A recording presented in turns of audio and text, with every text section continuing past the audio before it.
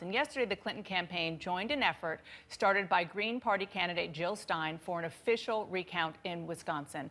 Hillary Clinton's general counsel said that they were doing this without any actionable evidence of hacking the voting system. Do you support that recount as well?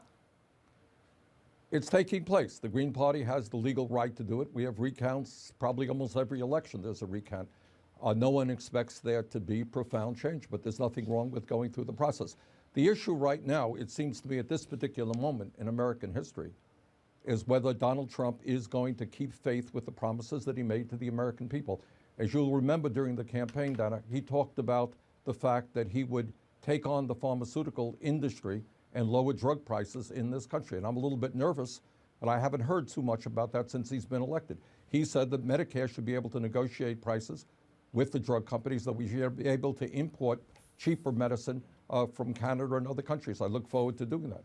He made a very big deal about saying that he was the only Republican candidate in the primary to say that he would not cut Social Security, Medicare, and Medicaid. Let's see if he keeps his word, and many of us are going to demand that he does keep the promises that he made. I know you will, but just to follow up on the recount, Trump's senior advisor Kellyanne Conway tweeted this. She said, "Look who can't accept the election results. Hillary Clinton supporters call for a vote." This is exactly the issue. Nobody cares. The Green Party has the legal right. Republicans have requested.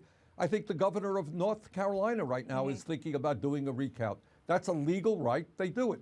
I don't think that Hillary Clinton, who got 2 million more votes than Mr. Trump in the popular election, thinks that it's going to transform the election. But do people have the legal right to do it? Yeah, we do. The real issue now, in my view, is to focus on what we do to rebuild a disappearing middle class, deal with income and wealth inequality. Let's focus on the issues of importance to the American people.